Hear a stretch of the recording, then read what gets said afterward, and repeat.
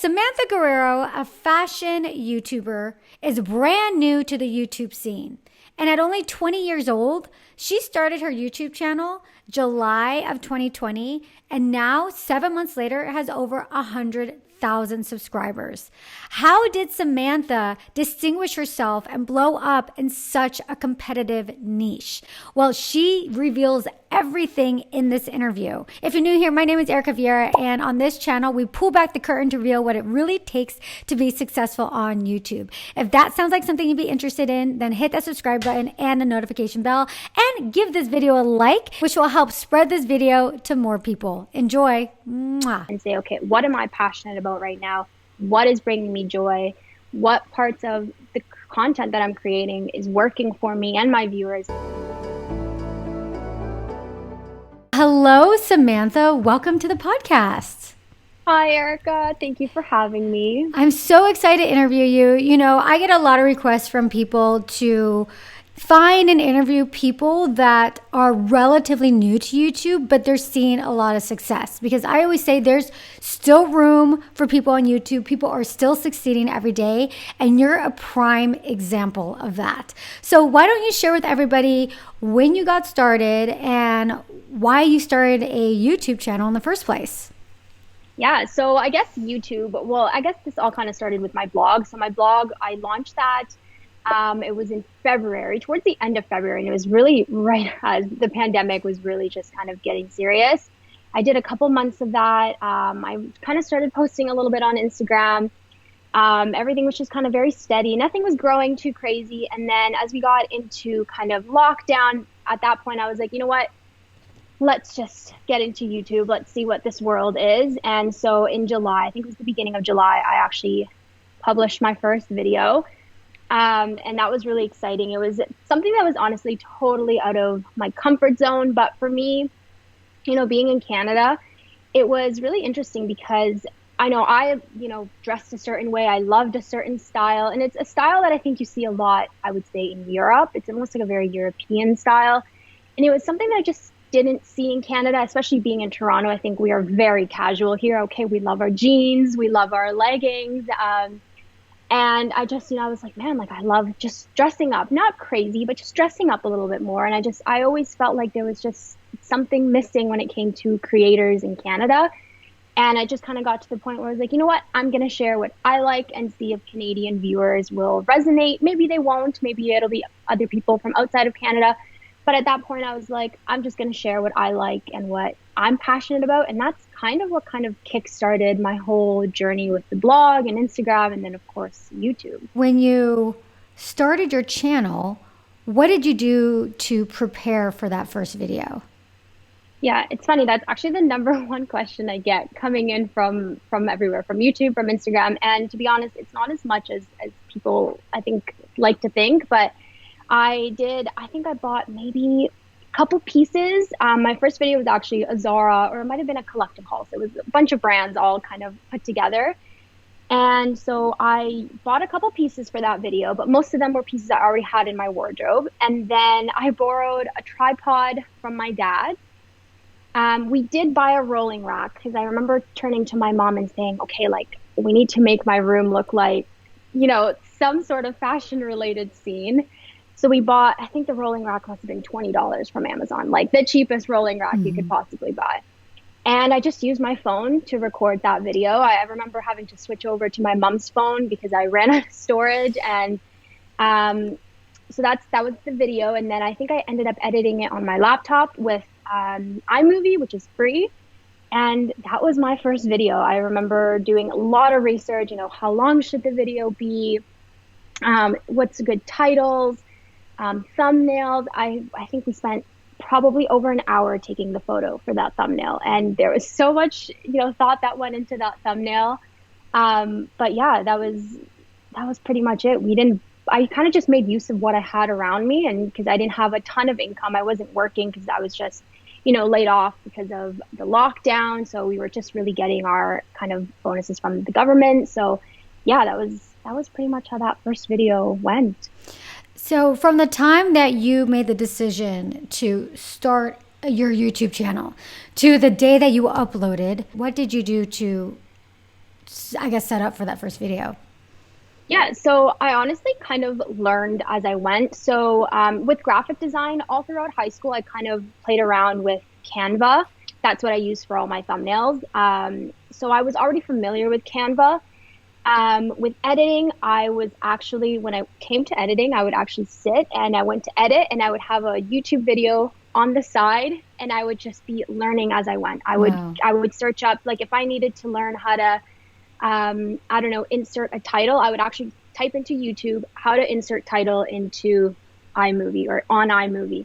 And I would learn as I went. I mean, I'm still doing that because I switched to Final Cut Pro, and that is what I'm still doing. I just really learn on the spot. But I've always been a person who loves research, so I did a ton of research. I really wanted to understand how the platform actually worked because this was something that I had always watched YouTube, but I never ever considered it as a job, as a career, or I never even knew how the back end worked. So I did a lot of research into, what are good views? I kind of became familiar that how much time people actually spend watching your videos is really important. So I started to get myself familiar with that and kind of, saying, okay, well, maybe we need to do this in order to achieve this. So I did take a lot of time to actually understand the platform to just, try and make the best kind of decisions that I could for that first video. So a lot of research went into it, watching a lot of YouTube videos of people who were experienced. As much as I love watching fashion videos, there are creators out there whose, niche is to talk about YouTube as a platform. And that's what I really just delved into. And I think it ended up being very helpful. So, yeah. How many hours or weeks or months did you spend prepping for that first video?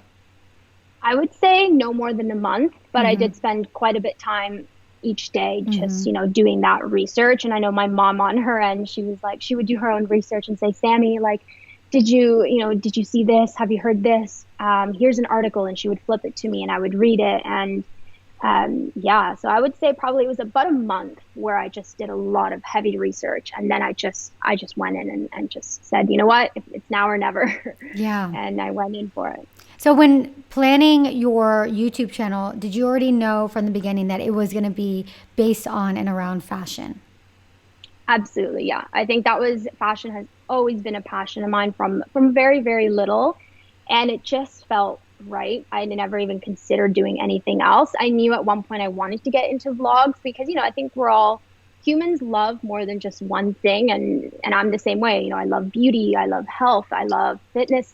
So I really wanted to eventually get into vlogs, but from the start, I knew that it had to be surrounding fashion because that's what I loved and that's what I'm passionate about. And that's what I felt the most, I think, confident talking about. And that's why I wanted that first video to be something that I felt confident and passionate about, because I think people can always tell when you're passionate about something and you feel comfortable talking about it. And so, yeah, for me, it was without a doubt going to be about fashion. What made you decide to do that particular topic? I believe you said it was a collective haul. Yeah. So from research, I knew that Zara was the brand that, people loved, and I love Zara. And that was what I knew. Okay, people like it. Let's try Zara. We're going to target a big group.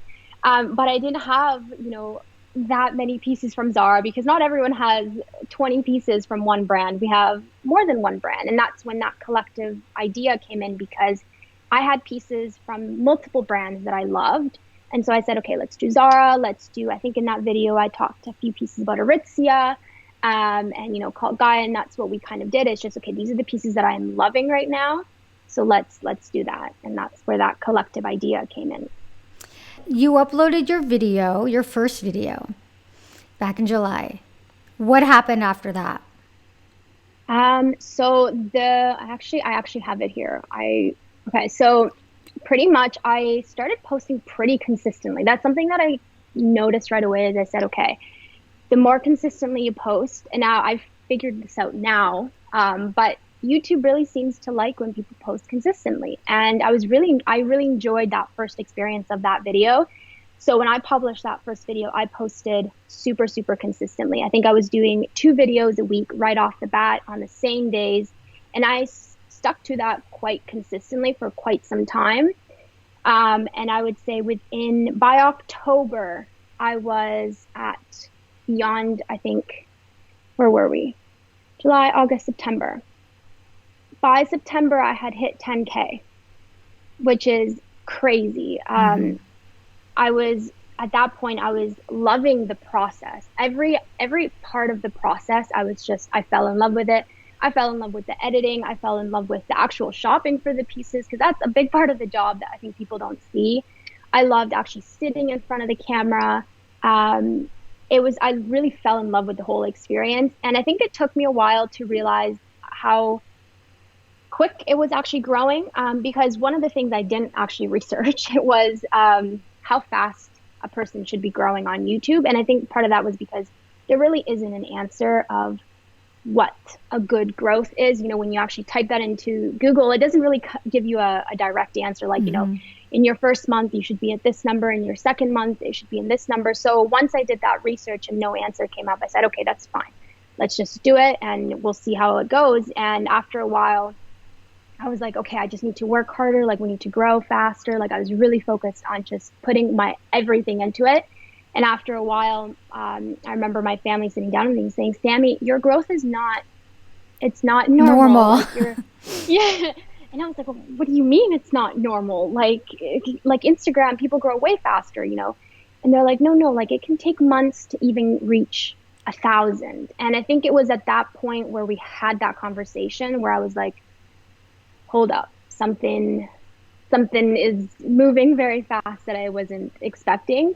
And I think that's when a little bit of the like, okay, yeah, that's it's different. Like, something's going on here. Let's take a step back and take it all in. Yeah. And so it sounds like you're not fully aware of the rapid growth that you're experiencing at the beginning. You're like, oh, this is what happens. You just get thousands of views a video, like hundreds of comments, like no big deal. Was there any point beyond that conversation you had with your family where you're like, whoa? Like, was there any video that just went crazy viral and then all of a sudden things started blowing up? Because you said September you're at 10,000 and you just reached 100,000 and now we're here at, April. Yeah. So I want to say it was, let me see when this would have been. This would have been, I would say, around October. There was September it was very beginning of September, I hit 10K. And then I would say it was towards October that I published. There was 2 videos that kind of really went big, and it was my capsule wardrobe. That video did really well. It was just really well received by people. And then I posted, I believe it was a Zara haul right around that time. And those 2 videos, when you look at the analytics, there was just an inflow of viewers, of followers, of subscribers. So I think those 2 videos were obviously pushed out by YouTube and were very well received. And that, I think that was the next kind of, I would say, boom that really kind of made my channel grow. It was those 2 videos. So right around October, end of October, I would say. And did you see any differences with your channel as a whole? Did you find that the videos you uploaded after that, were they getting more views? Were you getting more engagement? Engagement was, I think, the thing I noticed the most was the comments. That was, I think, the thing that really changed. Because at the beginning, I was getting comments here, comments there, and I was always really diligent to replying. And then I think around that time is when I noticed I started struggling to get back to every single person. And that's when it became evident that engagement had increased, because now there was a surplus of comments that, I could reply to a bunch, and then I would have to, do stuff, and then I had to get back to the rest of them because I wouldn't be able to do them in one sitting. And I think that's when it became apparent that engagement had really, really changed from before. But when it came to my videos, now there was more subscribers, and I was able to now see a trend of what videos people enjoyed. But when it came to videos, I still none of my videos really changed. I still did my Zara hauls, my Aritzia hauls, my vlogs.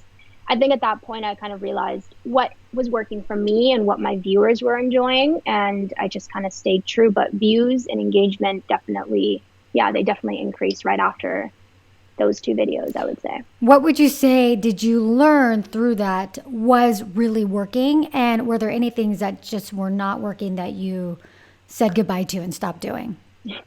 Yeah, so obviously the topics remain the same, but we really delved into the analytics of each video. So I don't know, probably people don't know, but you were actually able to see the engagement within your video, meaning as creators, we can actually see what specific parts of the video people are enjoying. So there can be, ups and downs, and it usually does look like ups and downs.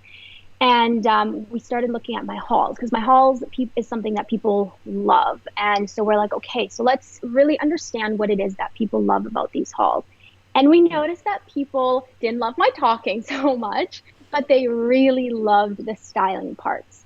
And I can't take away the talking part because, there is valuable information in there that people do need. But we just noticed that the styling part, with the music and the different outfits is something that people loved. And so we said, okay, if this is what people love about me, let's do it. Let's focus on that. Let's see how we can improve on it. Let's, see how we can alter it, maybe change it, give it a little bit of a twist. And that's what we really focused on, specifically with hauls. And that's really seemed to work. It allows me to better understand what my viewers like. And, and then from there I can, take into consideration what I enjoy doing and then, put those two together and make a video. So yeah, I think that was a big learning curve, is understanding what my viewers liked. So my talking parts were shortened. They were really condensed. I was mentioning pricing at one point. I took that out. We said, okay, we don't need that. Let's narrow it down to the things that people really need. So sizing, material, is there any potential defects or, sizing issues? Otherwise, let's keep it to what we need to talk about and then move on to the styling part. And we made those pieces longer because we noticed that that's what people enjoyed. So yeah, I think those were the two biggest learning curves when it came to those specific videos. So in talking, you say often we, us. So it sounds like this is kind of a collaborative effort with you, I'm assuming your parents, or how's that whole situation? So it's mainly, I would say, my mom. She is the person who I get all my thoughts out with. She is like my momager, okay? She is the person that I love to sit and brainstorm with. And it's funny because sometimes I've been spotted at the mall and I'm always with my mom because she's the person that I bounce ideas off of with. We are constantly brainstorming together of what we can do. And it's that brainstorming part that I think people don't talk about as much because it's, it's not the editing, it's not the filming, but it's the actual creativity part that is really, really important. And yeah, I think it's usually us two that are just bouncing ideas off of each other constantly about how we can move forward.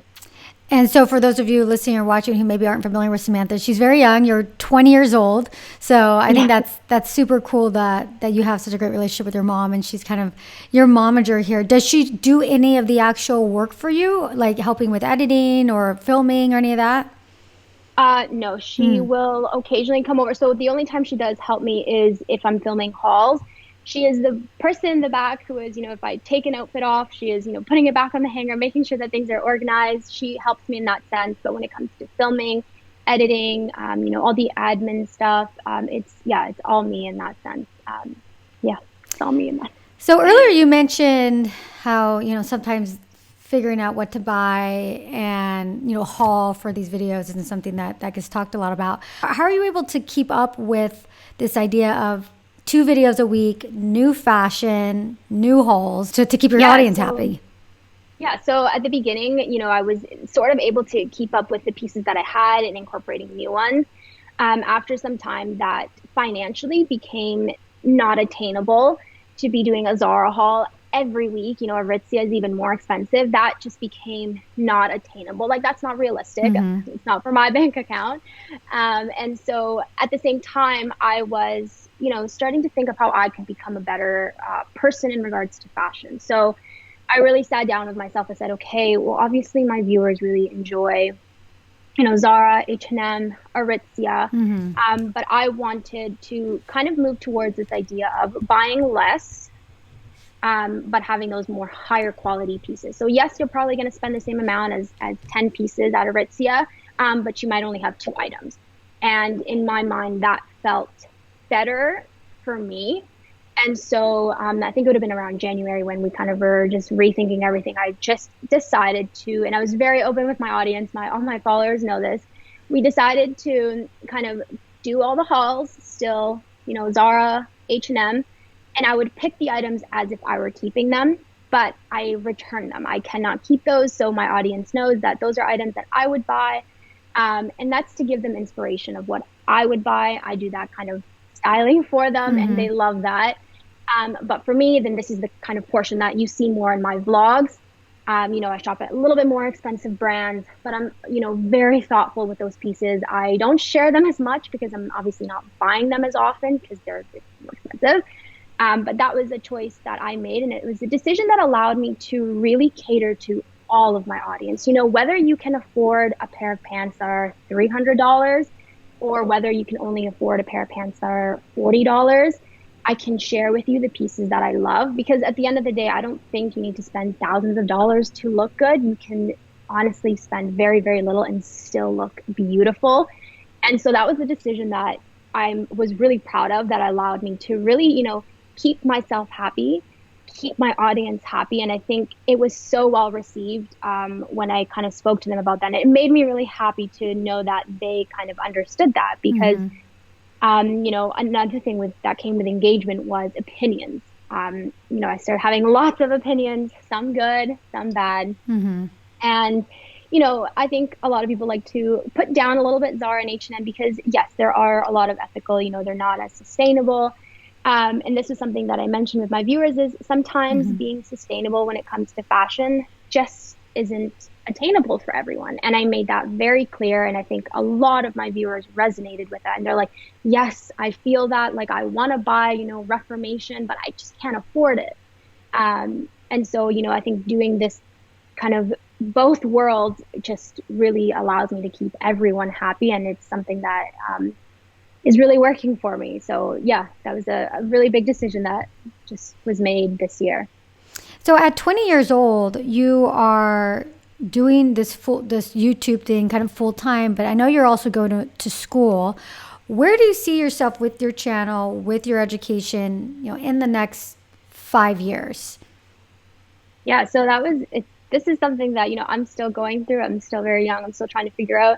I think the academic world and being young, you really get pushed into this idea of the more traditional jobs, and that's kind of the world that I'm submersed in the academic world, and, being put in this, job where content creating is now, it's a career. Like, we're talking about a lifelong career. And this is not something that they tell you about when you go to university. They tell you, be a doctor, be a lawyer, all these traditional roles, which are amazing. There's nothing wrong with them.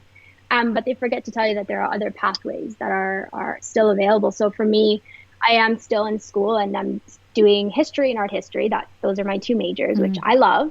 And I do want to get my degree, but, it doesn't mean that that's the pathway that I will be taking in the future. I think for me, it's without a doubt, content creating. It wasn't something that I ever planned, but it definitely fits perfectly into my life. It's something that I'm so passionate about.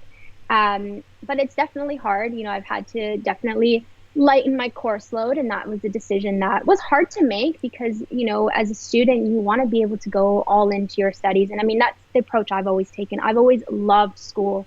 Learning, reading, just challenging myself is always something that's just, I think, been a character trait of mine. I love it. And so, when I was put in this position of two things that I loved, I started loving content creating more. And I said, okay, what do we have to do to be successful at both? Because I still wanted my degree. I still want my degree, but I also want to keep working at this new passion that I've developed. And so kind of lowering that course load is what has allowed me to, allow to put more energy and time into content creating. And that's okay. I think a lot of young people, get caught up into this idea that you have to finish in a certain amount of time. You have to, take the pathway that everyone is taking, but it's okay to create your own pathway. And I wish more young people were told that.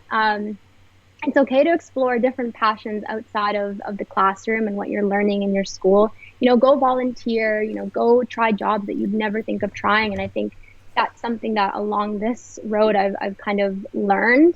And that's kind of been my experience with school and content creating. It's been very interesting, and I'm still working through it. Yeah. Still getting through it. So I got a couple more years to go. But yeah, it's definitely been interesting kind of navigating those two very different worlds, I guess you could say. Yeah, and I love the fact that your parents and your family is so supportive of this career for you. I mean, I can imagine, at 100,000 subscribers, you're probably working with brands, doing sponsorships, AdSense. I would think the income is from when you were at in July to now is significantly higher. How has that changed your life? Yeah, so it's obviously increased quite a lot, and it's another learning curve because now I am having to manage my money in a way that I've never had to manage it before. Now I'm paying myself, I'm paying my business, I am figuring out how I have budget. People tell me, oh, you can spend whatever you want. Well, no, there are budgets, and I think that is something that I've had to kind of grow up I guess you could say, yeah, grow up. Mm-hmm. So it's an adult kind of act, and it's, managing that money. And it is, I think, a skill that had to be learned on my end. I mean, I think when you're 19, 20, no one tells you, okay, well, do you know about credit score? Do you know about this and that? And, invoices. So it was definitely something that was new to me. I've never had to manage money in that sense and be smart about it. I obviously don't ever want to be in debt. And so, yes, as much as the income increased, now I had to figure out how I was going to use this income in a smart way. Because I think, it is easy to just spend it all when you're getting it in.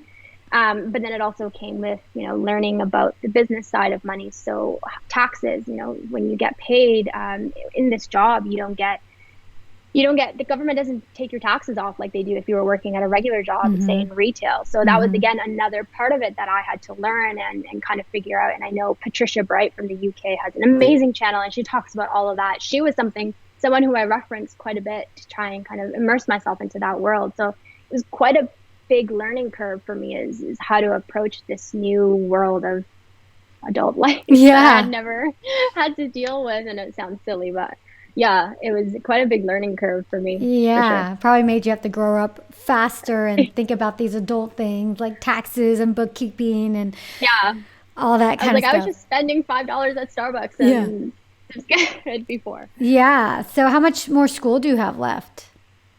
So right now it's just with credits. If I were to do full loads, I would be done by the end of next April, but I'm lowering that. So we're probably looking at another 2 years. That's just kind of cutting it in half, pretty much, my course load. That way I can allocate more time to YouTube. So that's probably what it's going to look like. And how much time do you put into your YouTube channel on a weekly basis? It's embarrassing to say. More than I'd like to admit. I would say I easily have 12-hour weeks without 12-hour days. I take, half days off when I feel like I just can't keep going anymore, but I rarely have weekends off. Most of my days are, 7 a.m. Sometimes I'll be editing till 2, 3 a.m. That's just, how I've had to manage it. But recently I've been really trying to get into the routine of having more of a 9 to 5 or 8 to 5. Because I think now I'm getting more on a steadier, okay, this is my job. I can't just let it completely overtake my entire life because that's not healthy. But for the longest while, I would say, I don't even know how many hours a week. Too many. So what takes the most time for you in the whole process of putting together your content? I would say editing is one of the biggest ones.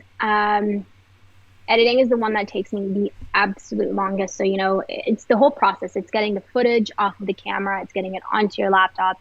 It's editing it. Once you get it edited, then you've got to, watch it, make sure that there are no mistakes. And then it's uploading. Uploading is kind of the most frustrating part because it's the time that can take the longest, but you can't do anything about it. You just got to sit it out and until it's done, right? Yeah. I would say editing is the biggest one. And the next one is one that I don't think a lot of people think about, but it's actually the shopping. It's finding the items. It's planning, sifting through and scrolling through, H&M. H&M is an endless site. Okay. Same with Zara. So that act of finding pieces, making sure that they're going to be available in the UK and the US, and then certain things aren't available in Canada. That process is extremely time consuming. And it's the process that I will often find myself doing late into the night. Because it just is so time consuming to just be scrolling. I'm going to be a professional shopper at one point here, but Yeah. that's one of the tasks that I think takes quite a lot of time. Yeah, I would say those And two I are and big I think that's why consumers. people watch your videos, because you've done all that work. You're like you're presenting the best of the best to everybody. So, Yeah, and that's something I really prioritize. And it's gotten a little bit harder with COVID because I can't go out. I do a lot of shopping online, but with stores like Zara and H&M, I really like to just go into the stores mhm. and feel the fabrics, see how they're gonna fit. Because I know that's something that's really important to me. So I don't want to be sharing something with my audience that I wouldn't even want to wear for a full day because I'm like, oh, it's too itchy, or. So Mhm. that's something that, yeah, I do put a lot of time and effort in. I think my viewers see that, and that's good. That makes me happy to know that they love the items as much as I do. Yeah. Well, Samantha, thank you so much for coming on to the podcast. I think I discovered you, several months ago with one of those hauls, and I knew I wanted to have you on because I saw how quickly you were growing, and you just have such a wonderful energy about you. So, thank you so much for sharing your story. For people that aren't familiar with you and your content, where can they find you? Well, first of all, I want to say thank you. Thank you for having me. It's been so lovely to chat. But on Instagram, it's Samantha Guerrero _ and then YouTube, Samantha Guerrero as well. Those are kind of my two platforms that I'm always posting on and sharing new content on. But yeah, thank you so much, Erika. This has been so lovely. Thanks, Samantha. Bye. Bye. See you.